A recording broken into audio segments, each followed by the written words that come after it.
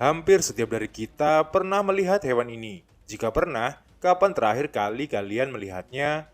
Di daerah saya, hewan ini disebut reno atau lena. Sementara di Jawa Barat, orang sering menyebutnya lenyai.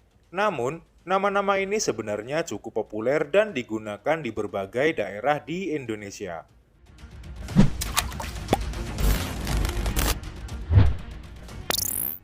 Dalam dunia ilmiah, hewan yang sering disebut reno, lena, atau lenyai ini termasuk kelompok labang tanah dari genus Geopilus yang masih berada dalam kelas Silopoda, kelompok yang sama dengan lipan atau kelabang. Walaupun sering disangka cacing karena tubuhnya panjang dan tipis, sebenarnya hewan ini adalah arthropoda berkaki banyak yang masih berkerabat dengan kelabang. Panjang tubuh umumnya berkisar antara 1 hingga 8 cm, dengan tubuh yang sangat ramping dan memanjang. Tubuhnya terdiri dari banyak ruas, dan setiap ruas biasanya memiliki sepasang kaki kecil, yang membuatnya mampu bergerak sangat cepat di permukaan tanah maupun dinding. Pada beberapa spesies, jumlah kakinya bahkan bisa mencapai puluhan pasang. Secara penampilan, lenyai memiliki bentuk tubuh yang sangat khas. Tubuhnya memanjang seperti benang atau cacing. Tetapi, jika diperhatikan lebih dekat, terlihat jelas bahwa ia memiliki banyak kaki kecil di sepanjang tubuhnya. Warnanya biasanya coklat pucat, kekuningan, atau agak kemerahan. Bagian kepalanya kecil dengan sepasang antena yang berfungsi sebagai alat peraba. Antena ini sangat penting bagi lenyai untuk mengenali lingkungan di sekitarnya, terutama karena sebagian besar spesies aktif pada malam hari dan hidup di tempat yang gelap.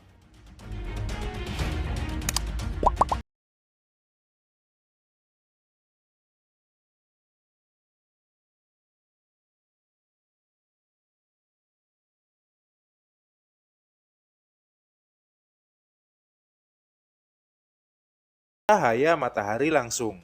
Di alam liar, lenyai biasanya hidup di dalam tanah, di bawah batu, di bawah kayu lapuk, atau di sela-sela daun yang membusuk. Namun, karena sifatnya yang menyukai kelembapan, hewan ini juga sering masuk ke rumah manusia. Kita bisa menemukannya di kamar mandi, di dinding kamar, di bawah kasur, di sela-sela lantai, atau bahkan di dalam pakaian yang lembab. Bagi sebagian orang, kemunculan hewan ini di rumah sering menimbulkan rasa jijik atau takut karena bentuknya yang mirip kelabang.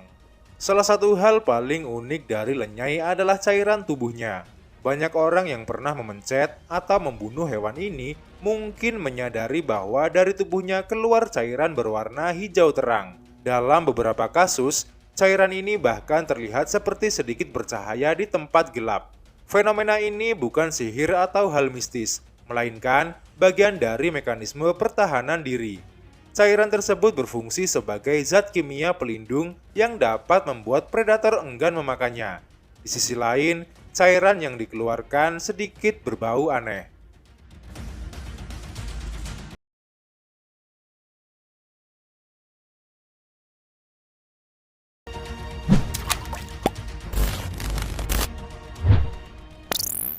Jika kita melihat cara hidupnya, lenyai sebenarnya adalah hewan predator kecil. Meskipun tubuhnya tampak rapuh dan kecil, ia adalah pemburu aktif di dunia mikro. Makanan utamanya adalah hewan-hewan kecil yang hidup di tanah, seperti larva serangga, kutu kecil, telur serangga, dan organisme mikroskopis lainnya. Dengan bantuan antena sensitif dan gerakan tubuh yang cepat, lenyai dapat mendeteksi mangsanya di lingkungan yang gelap dan lembab. Setelah menemukan mangsa, ia akan menggunakan sepasang kaki depan yang telah berevolusi menjadi semacam alat penyengat untuk melumpuhkan mangsanya.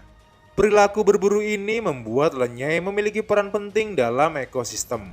Walaupun ukurannya kecil, hewan ini membantu mengendalikan populasi berbagai serangga kecil di tanah. Tanpa predator kecil seperti lenyai, populasi serangga tanah bisa meningkat dengan cepat dan mengganggu keseimbangan ekosistem. Dalam ekologi tanah, keberadaan hewan seperti kelabang tanah, cacing, dan berbagai arthropoda kecil merupakan bagian penting dari rantai makanan yang menjaga kesehatan tanah. Selain sebagai predator, lenyai juga menjadi makanan bagi banyak hewan lain. Di alam, ia bisa dimangsa oleh burung, kadal, katak, hingga beberapa jenis serangga predator yang lebih besar. Dengan kata lain, lenyai berada di tengah-tengah rantai makanan. Ia memangsa hewan yang lebih kecil, tetapi juga menjadi mangsa bagi hewan yang lebih besar. Inilah yang membuat keberadaannya penting dalam menjaga keseimbangan ekosistem.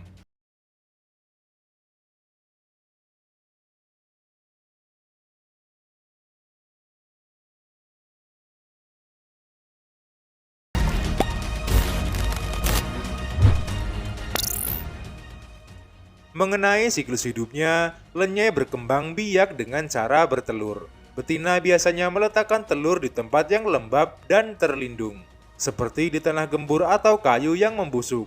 Pada beberapa spesies kelabang tanah, induk betina bahkan menjaga telurnya dengan melingkarkan tubuhnya di sekitar telur hingga menetas. Setelah menetas, anak lenyai sudah memiliki bentuk tubuh yang mirip dengan induknya. Hanya saja, ukurannya jauh lebih kecil. Seiring pertumbuhan, mereka akan mengalami beberapa kali pergantian kulit hingga mencapai ukuran dewasa. Namun di balik perannya dalam ekosistem, ada juga sisi yang sering dianggap gelap oleh manusia. Bagi sebagian orang, lenyai terasa mengganggu karena sering muncul tiba-tiba di dalam rumah. Tubuhnya yang panjang dan bergerak cepat membuat banyak orang merasa takut atau jijik. Terlebih lagi karena ia kadang muncul di tempat yang tidak terduga, seperti di tempat tidur atau dinding kamar. Di sisi lain, sebagian beranggapan bahwa lenyai bisa masuk ke telinga manusia saat manusia tersebut sedang tidur. Hal itulah yang terkadang membuat banyak orang merasa takut dengan lenyai. Meski begitu, dari sisi ilmiah, lenyai sebenarnya bukan hewan yang berbahaya bagi manusia. Tidak ada bukti kuat bahwa spesies kelabang tanah dari genus ini memiliki gigitan yang berbahaya bagi manusia. Bahkan, banyak orang pernah menyentuh atau memegangnya tanpa mengalami efek apapun. Dibandingkan dengan kelabang besar yang memang bisa menggigit dengan menyakitkan, lenyai termasuk kelompok yang relatif tidak berbahaya.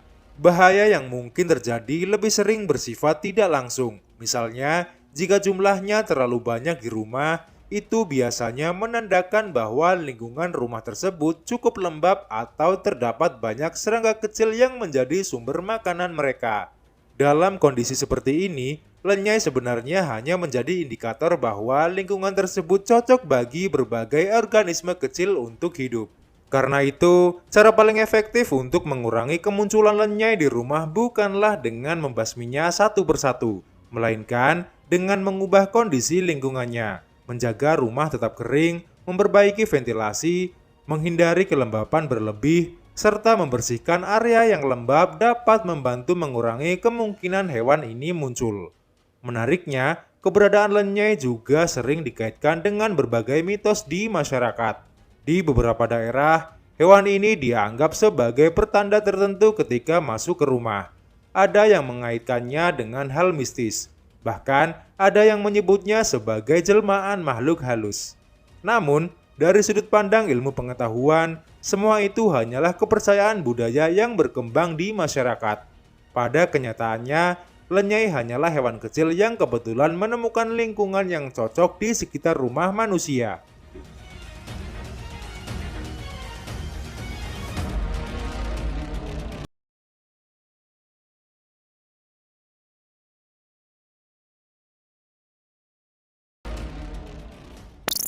Jika kita melihatnya dari sudut pandang yang lebih luas, lenyai sebenarnya adalah contoh menarik dari bagaimana makhluk kecil seringkali disalahpahami.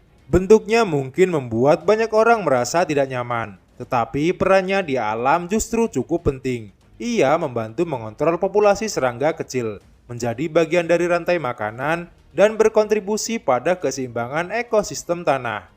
Jadi, lain kali jika kalian melihat reno, lena, atau lenyai merayap di dinding atau lantai rumah, mungkin kita bisa melihatnya dengan cara yang sedikit berbeda. Bukan sekedar sebagai hewan kecil yang mengganggu, tetapi sebagai bagian dari dunia mikro yang diam-diam bekerja menjaga keseimbangan alam di sekitar kita. Dan siapa sangka, makhluk kecil yang sering kita anggap sepele ini ternyata menyimpan begitu banyak cerita ilmiah tentang evolusi, adaptasi, dan peran penting dalam ekosistem yang jarang kita sadari.